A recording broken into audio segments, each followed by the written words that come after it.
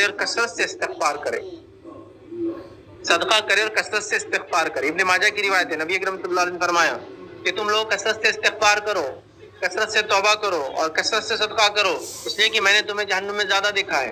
अब कुछ लोग ये हदीस को लाते, देखो इस्लाम के नबी बोल रहे औरतें ज्यादा जहन्नुम में। मैं घूमने गया कहीं, मैंने वहां देखा कि फलां बच्चे पढ़ के भी फेल हो जा रहे हैं, तो मैं आके अपने शहर में बोल रहा हूँ देखो वैसे स्टडी मत करो, उससे लोग ज्यादा फेल रहे हैं, तुम लोग ऐसा पढ़ो।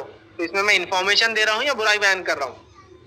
मैं एडवांस इन्फॉर्मेशन दे रहा हूँ कि वहां जाके पछताने से अच्छा यहाँ सोच लो।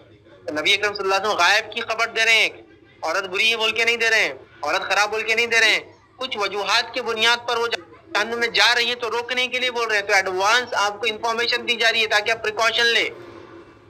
तो कहा कि मैंने तुमको ज्यादा देखा। एक होशियार औरत थी जो जानती थी कि पूछ लेना जरूरी, का क्यों आपने हमको ज्यादा देखा है, बता दीजिए। औरतों में ही बोला और औरतों ने सुना, तो कहा क्यों, आप बता दीजिए। तो नबी अकरम सल्लल्लाहु अलैहि वसल्लम फरमाया, हदीस में दो अलग अलग अल्फाज है हदीसों के अंदर। पहले इसमें फरमाया कि तुम लानत मलामत ज्यादा करते हो इसलिए ज्यादा जाऊंगी जहन्नुम। लानत मलामत समझते हो?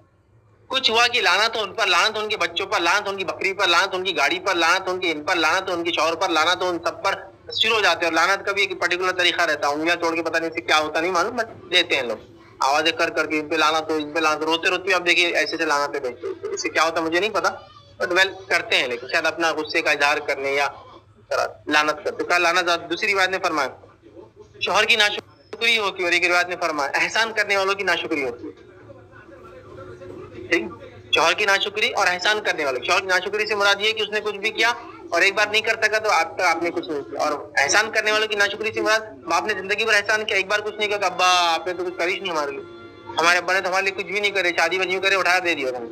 तो क्या आपने बैकग्राउंड नहीं देखे अब्बा का, बेचारे क्या क्या कर रहे थे, कितनी मेहनत कर रहे थे, कहाँ से रिस्क ला रहे थे, रोजी के लिए कितने परेशान थे, क्या क्या उनके साथ हो रहा था। बस हमने तो खाली आउटपुट रिजल्ट देखा, ईद को कपड़े नहीं दिलाए, अब बात करेंगे भाई ने क्या किया, कुछ भी नहीं किया आज तक एहसान, एक बार तो कुछ किए नहीं, एक बार मेरे बच्चे को आके देखे नहीं, एक बार मेरा कुछ काम नहीं किया। हालांकि पूरी जिंदगी मेहनत करते रहा, आपके रिश्ते में पता नहीं उसने कितनी वो की, आपकी शादी के लिए पता नहीं कितना उसने पैसा खर्च किया, सब कुछ किया, लेकिन कुछ नहीं किया, एक बार नहीं किया मतलब कभी नहीं किया, है ना। एहसान करने वाले के एहसान को उतारती हो, शौहर के एहसान को उतारती हो, और कसरत से लान तान कर, बस ये चीज छोड़ देना। किसी ने थोड़ा भी एहसान किया तो एहसान मंद होना चाहिए, एहसान मंद समझते ना, किसी ने कुछ किया तो उसको एक्नॉलेज करना चाहिए कि हाँ इन्होंने ये किया हमारे लिए, और अल्लाह उनको जज़ाए खैर दे। ठीक है, हमारे पास क्या होता है, किसी ने एहसान किया तो ये तो क्या हुआ, उनको अल्लाह ने दिया था तो किया हमको, नहीं तो क्या, उन्होंने गरीब रहते थोड़ी हमारी मदद कर सकते, उनके पास पैसा था हमारे को दिया उन्होंने, तो उसमें क्या एहसान हो, उधार दिया आपने, एहसान किया आपको देकर, आपकी मदद करता है, उधार देता है, मानना चाहिए। ठीक।